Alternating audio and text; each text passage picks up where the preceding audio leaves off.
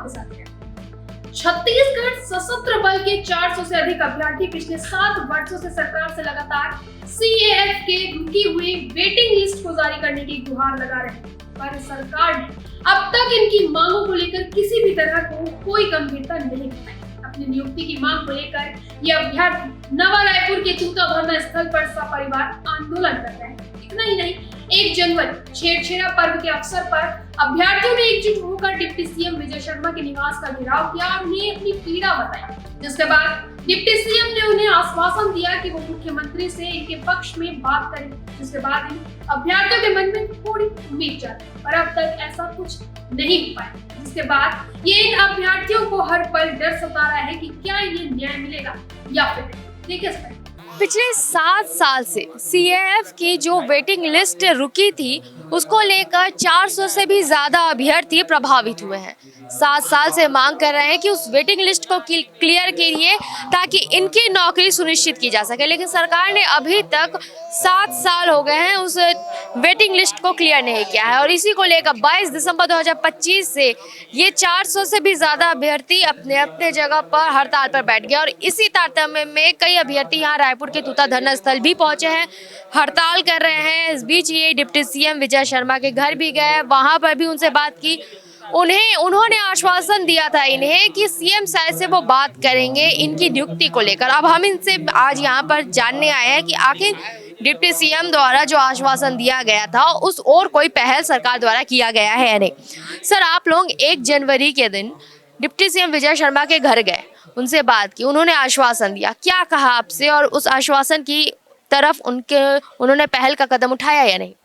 जी, मैं आपके चैनल के माध्यम से बताना चाह रहा हूँ कि पिछले 7 सालों से हमने बहुत संघर्ष किया, उसका परिणाम ये निकला कि हमें माननीय गृह मंत्री जी के मिलने का मौका मिला और पहली बार उन्होंने हमें टाइम दिया 7 सालों में। उनके लिए उनको मैं तहे दिल से शुक्रिया बोलना चाहता हूं। और उस मीटिंग में ये सामने आया कि माननीय विजय शर्मा जी ने बोला कि भाई ये फैसला मैं अकेले नहीं कर सकता, मेरा भी कहीं ना कहीं मंत्रिमंडल है, सीएम सर है, उनसे मैं आप लोगों का बात रखूँगा। उसके बाद आप लोगों का जो 5 प्रतिनिधि है उनसे मुलाकात भी कराऊँगा, ये बोलकर हमें आश्वासन दिया गया है। ठीक है, और वो 5-7 दिन जो भी जितना भी टाइम लिए हैं वो 1-2 दिन बाद कंप्लीट हो जाएगा। हो सके आज कल परसों में उनका कोई भी जो जवाब है वो हम तक पहुंच सकती है। यदि ऐसा नहीं होता है तो माननीय विजय शर्मा जी अपने लहजे में बोले थे कि ऐसा नहीं होने पर आप मेरे बंगले में आके रहना। ठीक है, जैसे हम लोग बोले कि ठंड में सर वहाँ बहुत प्रॉब्लम होता है खाने पीने का, तो वो बोले कि वहाँ आप मत रहो, धरना स्थल पे आप लोग मेरे बंगले पे रहिएगा। तो मैं ये बोल रहा हूँ कि यदि ये मांग नहीं होती हमारी कंप्लीट तो हम वास्तविकता में एचएम सर के बंगले में बीवी बच्चों परिजनों के साथ पहुँचेंगे। आप लोग यहाँ पर धरना दे रहे हैं पिछले 16-17 दिन से, आप अपने साथ अपने परिवार के सदस्यों को भी लेकर आ गए हैं। ये 6 महीने की 7 महीने की बच्चियों को भी आप लोग लेकर आ गए हैं। आप लोग ज़रा एक बार ये सोचिए कि इतने कड़ाके की ठंड में ये बच्चियाँ यहाँ पर कैसे रहती होंगी। आप बच्चियों को लाकर क्या कहना चाहेंगे सरकार से? मैं सरकार से यही बोलना चाहता हूं कि ये मांग नहीं, हमारा अधिकार है, और यदि कोई भी व्यक्ति अधिकार से वंचित रहता है तो कहीं ना कहीं उसके फैमिली के साथ, ये पूरे परिवार के साथ जाती होती है।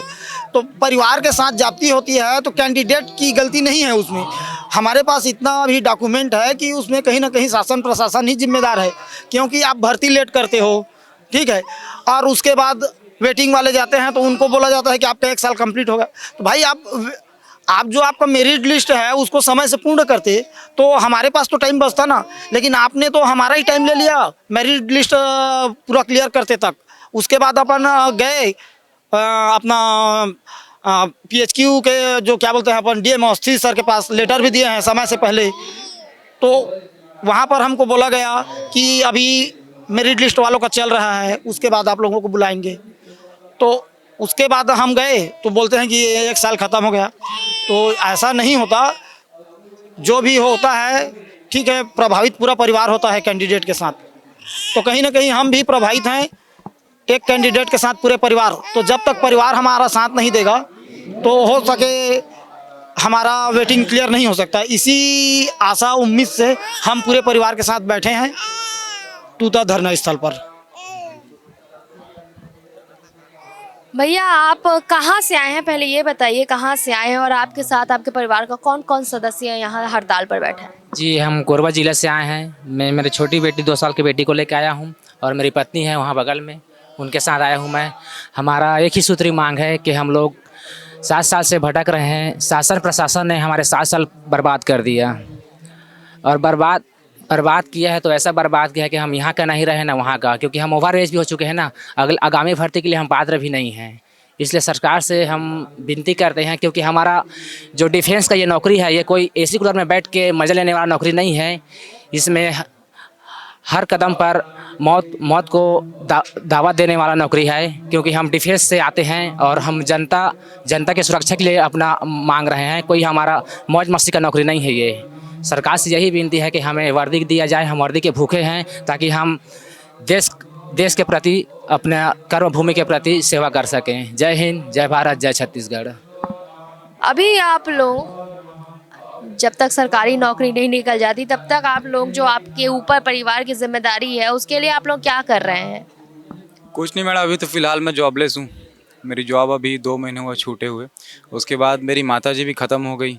वो भी बेचारी इस उम्मीद में थी कि बच्चे का नौकरी हो जाएगा, सरकारी नौकरी लग जाएगी, लेकिन वो उम्मीद देखते देखते वो चली भी गई और आज तक नौकरी हुआ नहीं। मैं सरकार से ये बोलना चाहता हूँ कि वेटिंग लिस्ट इतनी कोई बड़ी चीज़, ये कोई रॉकेट साइंस नहीं है। ये हर कोई जानता है वेटिंग लिस्ट क्या होता है। बहुत कॉमन सी चीज़ है। 25% का कोटा रहता है निकालने का। और अभी वेटिंग लिस्ट इतनी, मतलब उसको यूज़ किया गया विजय शर्मा जी के द्वारा कि उसके आधार पर उन्होंने बोला कि इतना बड़ा जो मैटर डीएफ का भी चला है कि उसमें दोबारा वेटिंग लिस्ट और आएगी। वेटिंग लिस्ट को उन्होंने तवज्जो दिया, तो ऐसा तो नहीं वो वेटिंग लिस्ट जानते नहीं हैं। और हमारे वेटिंग लिस्ट में एक भी जन को उठाया नहीं गया है। तो मैं ये बोलना चाहता हूँ कि उस समय आपकी सरकार ने भर्ती निकाला, रिज़ल्ट निकाला, कांग्रेस की सरकार आ गई, ठीक है। तो उस समय जो गलती मानी है, आप बोल रहे हैं कि 5 साल कांग्रेस को ले लेना था, उन्होंने नहीं लिया हमको। तो अभी तो आपकी सरकार है। आप उस समय जो अधिकारी बैठे हुए थे जिनसे त्रुटि हुई है, क्या उनके खिलाफ आप कार्रवाई नहीं कर सकते हो कि हाँ गलती कहाँ पे हुई है? सिर्फ 1 साल का बहाना ले करके कोर्ट आपको ये तो नहीं बोल रहा है कि आप इनको ले लेंगे तो आप लोग की मतलब सरकार चली जाएगी या आप लोग को फांसी पे चढ़ा दिया, ऐसा तो नहीं बोला है कोर्ट ने। बांध तो नहीं दिया है। ये तो वही बात है जैसे किसी राक्षस को वरदान मिल जाता है, उसका मिस यूज़ करता है, जो हमारे धार्मिक सीरियलों में दिखाता था। तो उसी तरीके का हो गया कि 1 साल का कोर्ट कैसे पर्चा लहरा दे रहे हैं। बस हमारी सारी बातें, सैकड़ों बातें बोलें, कितने भी तर्क थे, बस वो 1 साल का बात बोल के टाल देते हैं। तो ये कोई बड़ी चीज़ नहीं है 1 साल वाली बात। नियम अगर देखेंगे तो वेटिंग लिस्ट से इन्होंने एक भी जन को नहीं लिया है।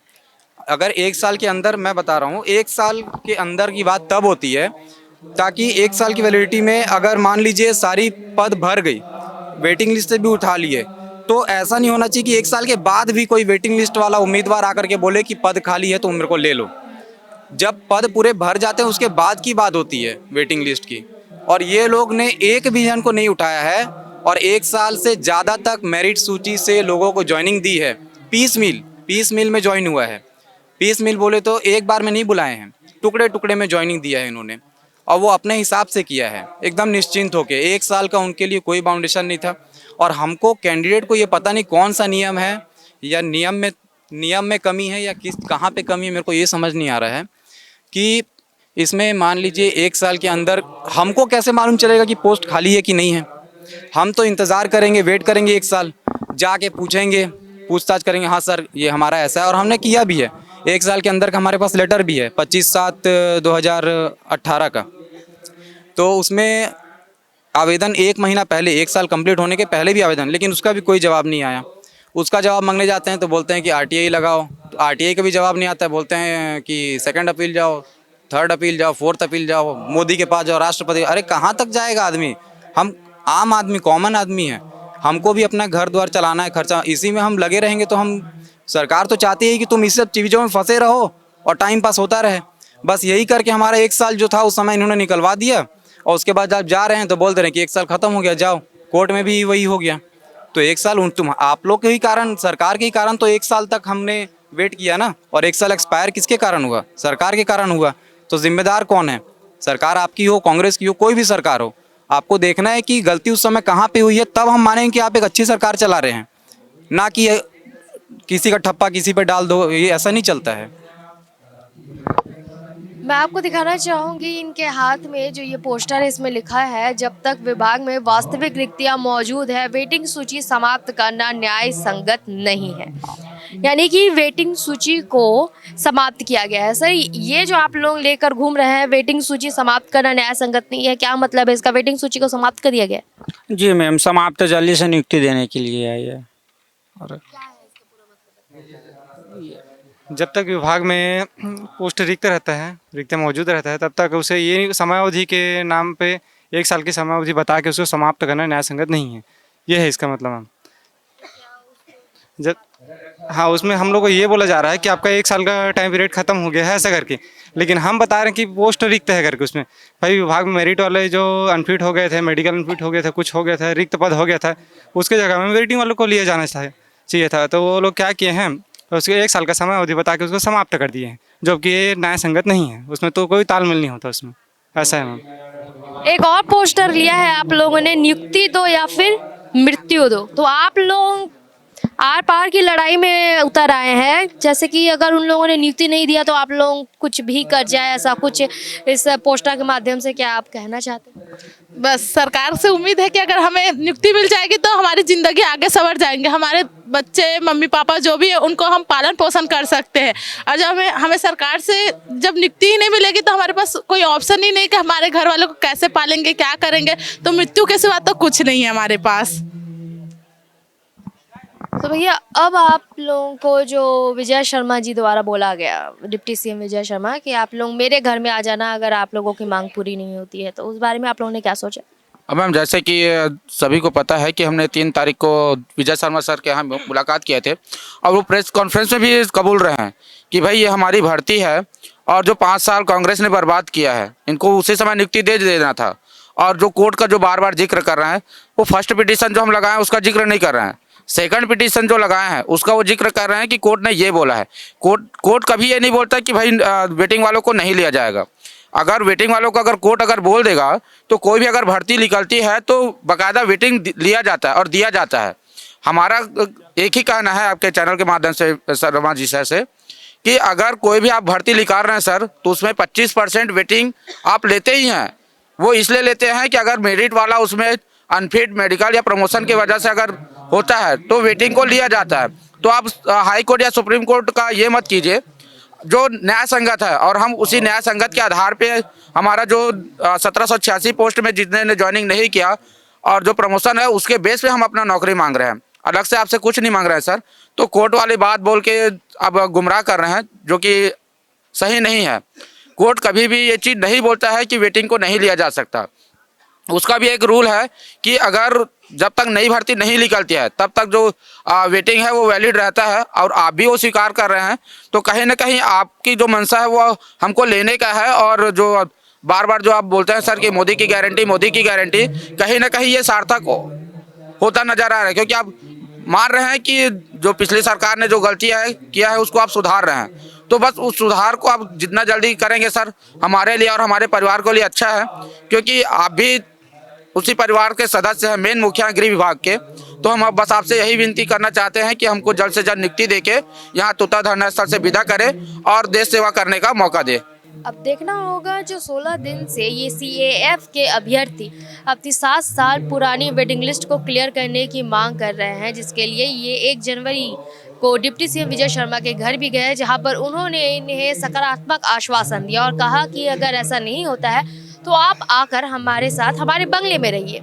तो अब ये जो आश्वासन इन्हें मिला है, इसके ऊपर काम होता है या नहीं होता है, इन्हें नियुक्ति मिलती है या नहीं मिलती है, या फिर ये अपना अगला डेरा डिप्टी सीएम विजय शर्मा के घर पर डालेंगे। कैमरामैन नवाज अहमद के साथ सिमरन मिश्रा।